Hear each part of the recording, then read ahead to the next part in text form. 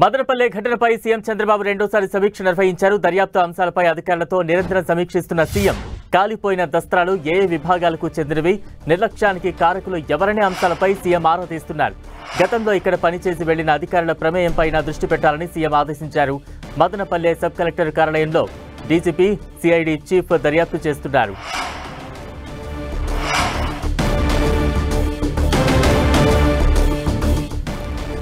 మదనపల్లి అంశానికి సంబంధించి సీఎం చంద్రబాబు రెండోసారి సమీక్ష సమావేశం నిర్వహించారు. తాజా అప్డేట్స్ అందించేందుకు మా ప్రతినిధి రవిచంద్ సిద్ధంగా ఉన్నారు. రవిచంద్, బలరాం, మదనపల్లి సబ్ కలెక్టర్ కార్యాలయంలో అగ్ని ప్రమాదంపై ప్రభుత్వం చాలా సీరియస్ గా ఉంది. ముఖ్యమంత్రి చంద్రబాబు ఈ ఉదయం నుంచి కూడా అధికారులతో నిరంతరం సమీక్ష చేస్తున్నారు. ఈ సాయంత్రం కూడా పలువురు ఉన్నతాధికారులతో దీనిపై చర్చించారు. ఏదైతే ఉదయం నుంచి జరుగుతున్న దర్యాప్తు అంశాలపై అధికారులతో నిరంతరం చంద్రబాబు సమీక్షిస్తున్నారు.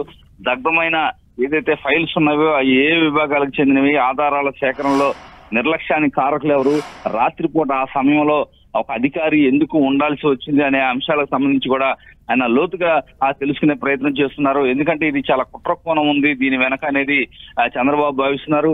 ఇప్పటికే ఏదైతే మదనపల్లికి చేరుకున్నారు డీజీపీ, అదేవిధంగా సిఐడి చీఫ్ తదితర ఉన్నతాధికారులు, పోలీసు ఉన్నతాధికారులు కూడా అక్కడ చేరుకున్నారు. అక్కడ మొత్తం కూడా సమీక్షిస్తున్నారు. చంద్రబాబు కలెక్టర్ తో, ఎస్పీతో కూడా మాట్లాడారు. ఈ విధమైన ఘటనలు ఎందుకు జరుగుతున్నాయి, ఎందుకు ఈ కుట్ర జరిగింది అనేది, దీని వెనకున్న కుట్ర కోణాన్ని వెలికి తీయాలనేది ప్రభుత్వ ఉద్దేశంగా మనకి కనిపిస్తోంది. ఏదైతే రెవెన్యూ మంత్రి కూడా అనగాని సత్యప్రసాద్ కూడా దీనిపై తీవ్రంగా స్పందించారు.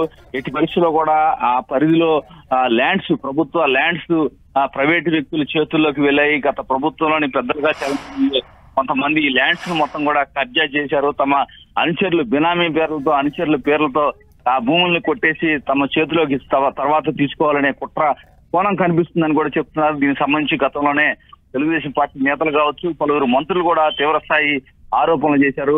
ఈ నేపథ్యంలోనే దీని వెనక కుట్ర కోణం ఉందని కూడా చెప్తున్నారు. ఎందుకంటే సబ్ కలెక్టర్ ఈ రోజు ఛార్జ్ తీసుకోవాల్సి ఉంది. ఆయన వచ్చే ముందే ఈ ఘటన జరగడం పట్ల కుట్ర కోణం ఉందనేది స్పష్టం అవుతుందని చెప్తున్నారు. రాత్రి ఏదైతే అక్కడ సీసీ కెమెరాలు కావచ్చు, అదే విధంగా అనేక అంశాలు రాత్రిపూట ఆ ప్రాంతాల్లో ఫోన్ సిగ్నల్స్ కూడా ట్రేస్ చేస్తున్నారు. ఆ సమయంలో ఎవరు అక్కడ ఫోన్లు మాట్లాడారు, ఏ విధంగా తద్వారా ఆ కుట్ర కోణాన్ని వెలికి తీయాలనేది పోలీసుల ప్రయత్నంగా కనిపిస్తుంది. చంద్రబాబుతో ఎప్పుడు అంశాలప్పుడు ముఖ్యమంత్రి చంద్రబాబు సమీక్షిస్తున్నారు. డీజీపీ కూడా అక్కడి నుంచి కూడా ఆయనతో మాట్లాడటం జరిగింది.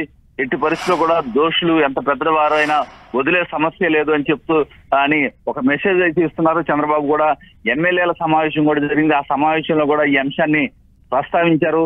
రాష్ట్రంలో పలు ప్రాంతాల్లో గత 5 సంవత్సరాలుగా ప్రభుత్వ ఆస్తులు లూటీ చేశారు. ప్రభుత్వ ఆస్తులని ఏదైతే రికార్డ్స్ ను ట్యాంపరింగ్ చేసి ప్రైవేటు వ్యక్తుల చేతుల్లోకి తీసుకువెళ్లారని చెప్పి ఆరోపణలు అయితే చేశారు. ఇవన్నీ కూడా రాష్ట్ర వ్యాప్తంగా ఒక ఎంక్వైరీ జరుగుతుంది. ఈ నేపథ్యంలో ఆ రికార్డ్స్ బయటపడకుండా కాల్చివేయటాన్ని ప్రభుత్వం చాలా సీరియస్ గా తీసుకుంది. ఎట్టి పరిస్థితుల్లో కూడా ఈ ఇష్యూని ఎంతటితో వదిలేదు లేదని చెప్తున్నారు. అవసరమైతే ఎంత పెద్ద విచారణ చేసైనా సరే ఆ దోషుల్ని పట్టుకొని తీరుతామని ప్రభుత్వం చెప్తూ ఉంది. బలరాం, రవిచంద్, అంటే ప్రభుత్వం ఎంత సీరియస్ గా ఉందని భావించవచ్చు? అధికారులతో రెండోసారి సమీక్ష సమావేశం నిర్వహించారు. ఎటువంటి ఆధారాలు సేకరించాలంటూ కూడా అధికారులను సూచించారు. ఏ అంశాల పరిగణలోకి తీసుకుని విచారణ చేపట్టాలంటూ కూడా చెప్తూ ఉన్నారు. అంటే బలరాం, ఏదైతే గూగుల్ టేక్అవుట్స్ కూడా తీసుకోవాలని చెప్తున్నారు. ఎందుకంటే ఆ సమయంలో ఫోన్ సిగ్నల్స్ ఇప్పటికే ట్రేస్ చేస్తూ ఉన్నారు. ఆ సమయంలో రాత్రి 10 గంటల తర్వాత ప్రభుత్వ కార్యాలయంలో అధికారులు ఎంతమంది ఉన్నారో క్లారిటీ లేదు. 2 అధికారులు అయితే అక్కడ ఉన్నారని చెప్తున్నారు. గౌతమ్ అనే ఒక అసిస్టెంట్ ఏదైతే అధికారిని అయితే అక్కడ ప్రస్తుతం పోలీసులు అదుపులో ఉన్నారు. ఆయన ఎంక్వైరీ చేస్తున్నారు. ఎందుకు ఆ సమయంలో, ఎందుకంటే ప్రభుత్వ కార్యాలయాల్లో రాత్రిపూట ప్రత్యేకమైన పని ఉంటే తప్పించి ఉండే అవకాశం లేదు. ఒకరిద్దరు ఎందుకు ఉండాల్సి వచ్చింది, ఏం జరుగుతుంది? ఎందుకంటే తర్వాత రోజు ఈ రోజు సబ్ కలెక్టర్ ఛార్జ్ తీసుకోబోతున్నారు, నూతన సబ్ కలెక్టర్. ఈ సమయంలో ఆయన గనక ఛార్జ్ తీసుకుంటే అక్కడ జరిగే అక్రమాలు బయటకు వచ్చే అవకాశం ఉందని భావించిన కొంతమంది ఇది కావాలని చేశారనేది ఒక అనుమానంగా ఇక్కడ కనిపిస్తుంది. ఏదైతే టెక్నికల్ ఎవిడెన్స్ మొత్తం కూడా సేకరించాలని కూడా చెప్తున్నారు. ఎందుకంటే పాత్రదారులు ఎవరైనా కానీ సూత్రధారులు ఎవరో ఉన్నారనేది ప్రభుత్వం భావిస్తుంది. ఈ సూత్రధారుల్ని వెలికి తీయాలనే కార్యక్రమం ప్రస్తుతం అయితే చాలా శరవేగంగా జరుగుతుంది. ఫోన్ కాల్స్ ఆ సమయంలో ఎక్కడి నుంచి ఎక్కడికి వచ్చాయి, అక్కడి నుంచి ఎవరి దగ్గర నుంచి ఒక సిగ్నల్స్ వచ్చాయి అనేది ప్రధానంగా ట్రేస్ చేసే ప్రయత్నం అయితే జరుగుతుంది. ఇప్పటికే ఈ ప్రాంతంలో ప్రభుత్వ భూములన్నీ కూడా ప్రైవేటు పరం అయిపోయాయని చెప్పి ఆరోపిస్తున్నారు. గత సంవత్సరం నుంచి కూడా పీలేరు కావచ్చు, పొంగనూరు తదితర ప్రాంతాల్లో ప్రభుత్వ భూములన్నీ కూడా ఈ విధంగా ప్రైవేట్ వ్యక్తుల చేతులకు వెళ్ళాయి.